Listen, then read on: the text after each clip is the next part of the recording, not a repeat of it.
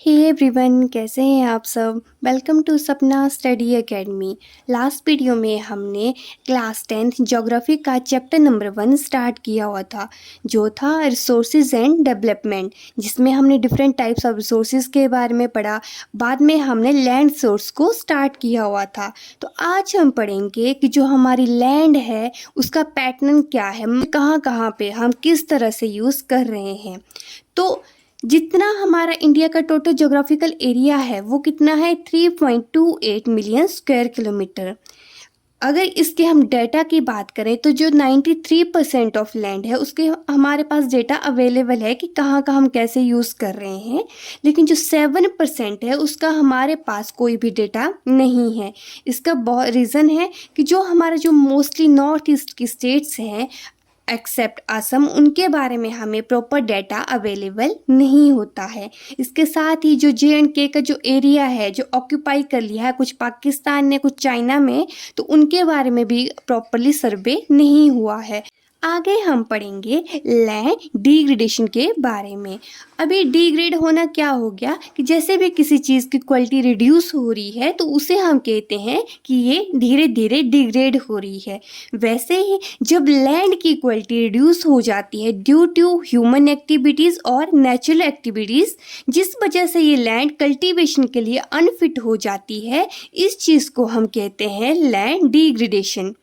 बहुत से कॉज हो सकते हैं जैसे deforestation, overgrazing, desertification, mismanagement of industrial waste, over irrigation. जैसे डिफॉरेस्टेशन में क्या हो जाता है, हम लगातार पेड़ों को काटे जा रहे हैं तो वो जो मिट्टी है अपनी जगह से क्या हो रही है, डिग्रेड हो रही है, उसकी जो क्वालिटी है पूरी तरह से रिड्यूस हो रही है। मेनली आप कौन सी स्टेट में इन्हें ज़्यादा देखेंगे, ज़्यादा से ज़्यादा जो वन काटे जा रहे हैं छत्तीसगढ़, मध्य प्रदेश, झारखंड, इन स्टेट्स में ज़्यादा से ज़्यादा डिफॉरेस्टेशन होते जा रहा है। ओवरग्रेजिंग क्या होगा, जैसे पशु किसी जगह पे चरने जाते हैं, ठीक है, तो वो क्या होता है वहाँ पे जितना ज़्यादा चरते हैं तो ऊपर वाली जो परत होती है मिट्टी की सारी ही निकल जाती है। तो इसके आप एग्जाम्पल देख सकते हैं, मध्य प्रदेश, महाराष्ट्र में ओवरग्रेजिंग ज़्यादा है। डिजर्टिफिकेशन जैसे आप देखेंगे राजस्थान वाला जो एरिया होता है जहाँ पे थोड़े बहुत पेड़ हैं उन्हें भी काटा जा रहा है। पहले से वहाँ पे मरुस्थल है और ज़्यादा वहाँ पे डिजर्ट होता जा रहा है।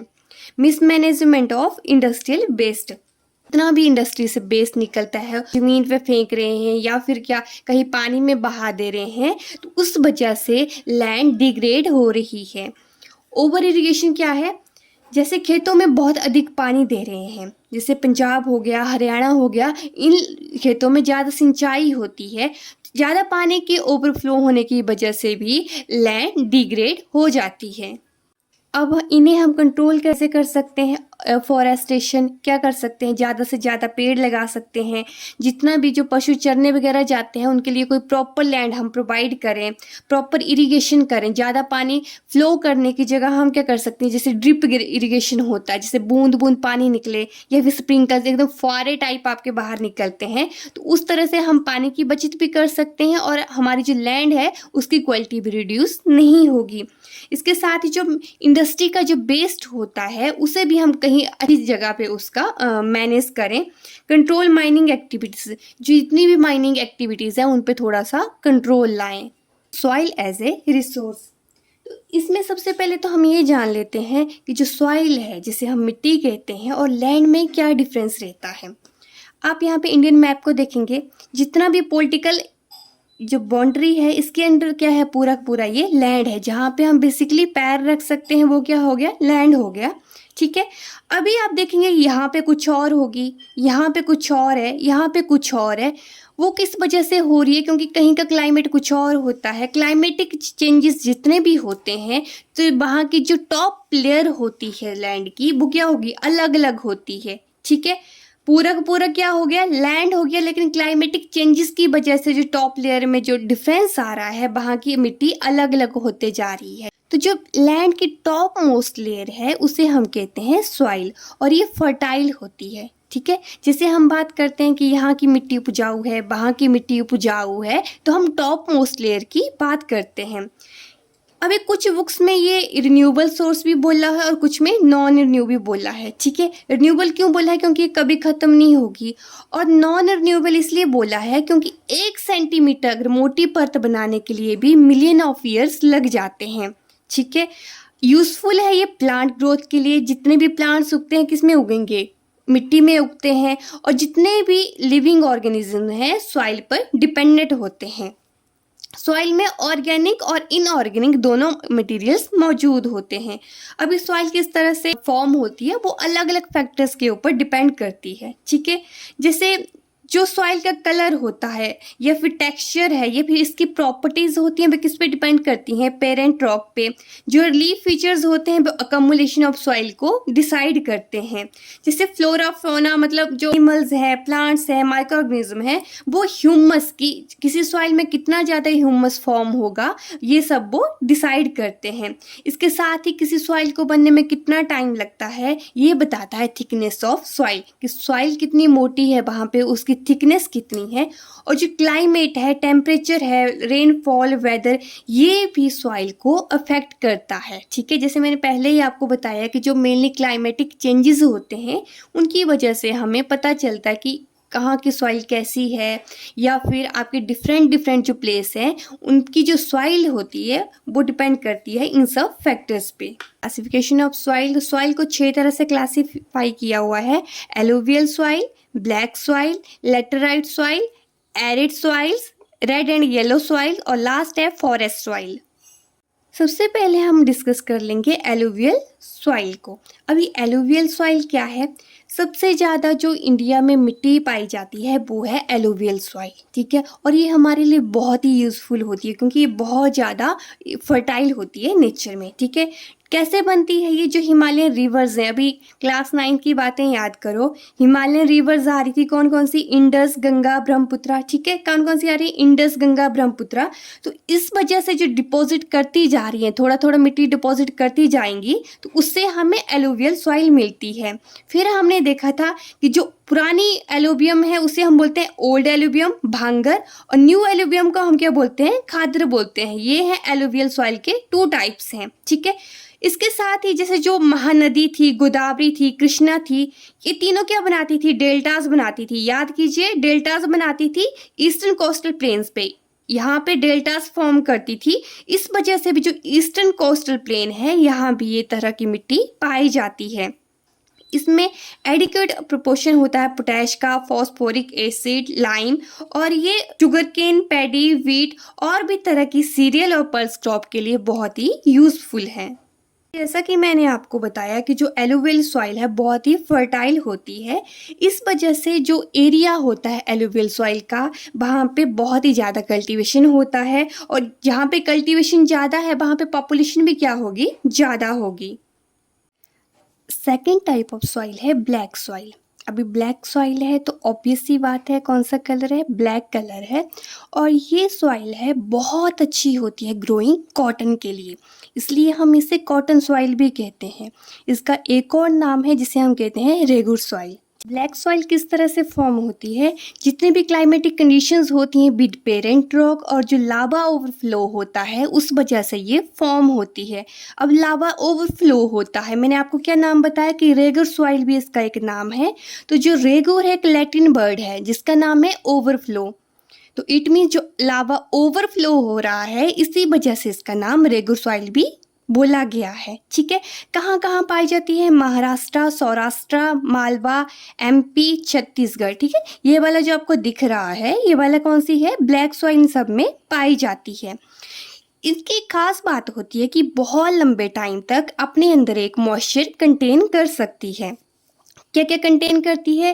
Calcium carbonate, magnesium, potash, lime. और जो ब्लैक सॉइल है ना एकदम आटे की तरह होती है। जैसे आटे में हम पानी मिलाते हैं क्या हो जाता है? एकदम से पूरा स्टिकी हो जाता है। वैसे ही आपकी ब्लैक सॉइल होती है कि जब भी इसमें पानी मिलता है तो क्या हो जाती है? एकदम स्टिकी सी हो जाएगी। थर्ड इस कलरफुल नेशन की कलरफुल सॉइल है रेड एंड येलो सॉइल, ठीक है। ऐसा लग रहा है जैसे सॉइल ना होके हम कलर्स के बारे में पढ़ रहे हैं। ये रेड एंड येलो सॉइल कैसी होती है? इसका रेड कलर क्यों होता है? क्योंकि जो आयरन मिला होता है रॉक्स में उस वजह से, ठीक है। और येलो क्यों होगा? जब कभी बारिश हो जाती है, जब पानी मिल जाता है तो इस हाइड्रेशन की वजह से इसका कलर येलो हमें दिखता है। कैसे बनती हैं? जो क्रिस्टलाइन इग्निस रॉक्स है, जहाँ पे पानी बिल्कुल कम होगा, इट मीन्स जहाँ पे रेनफॉल कम होती है उस वाली एरिया में हमें मेनली ये वाली सॉइल देखने को मिलती है। कहाँ कहाँ पाई जाती है? उड़ीसा, छत्तीसगढ़ और southern and eastern part of Deccan plateau.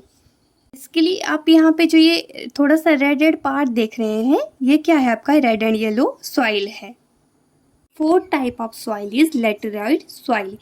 ये जो सॉइल है ऐसे एरियाज में पाई जाती है जहाँ पे टेम्परेचर बहुत ज़्यादा होता है और रेनफॉल भी क्या है, बहुत हैवी रहता है। इस वजह से जो इसकी फर्टिलिटी है बहुत कम हो जाती है और हम इसका यूज़ एग्रीकल्चर में नहीं कर सकते हैं। इसका जो यूज़ है मेनली ब्रिक्स बना, जो ईंटें बनाते हैं वो लेटेराइट सॉइल से ही बनती हैं। कहाँ कहाँ पाई जाती हैं?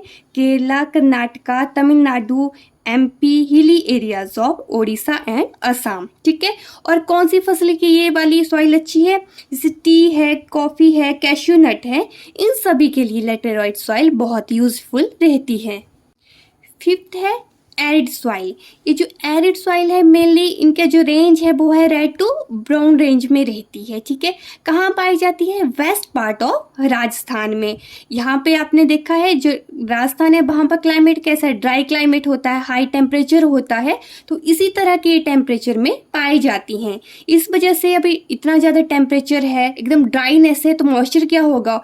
ऑब्वियसली बहुत कम होगा और ह्यूमस की यहाँ पे कमी रहती है, क्योंकि जो मेनली लोअर लेयर होता है सॉइल का, जो कंकर होते हैं उसमें कैल्शियम बहुत ज़्यादा होता है, ठीक है। उसी वजह से जो मॉइस्चर और ह्यूमस है उसमें कमी रहती है। Last type of soil is forest soil. Forest soil कहाँ पाई जाएगी? माउंटेन्स में पाई जाएगी, हिली एरियाज में पाई जाएंगी, जहाँ पे क्या होता है एकदम से सफिशिएंट रेनफॉल रहता है।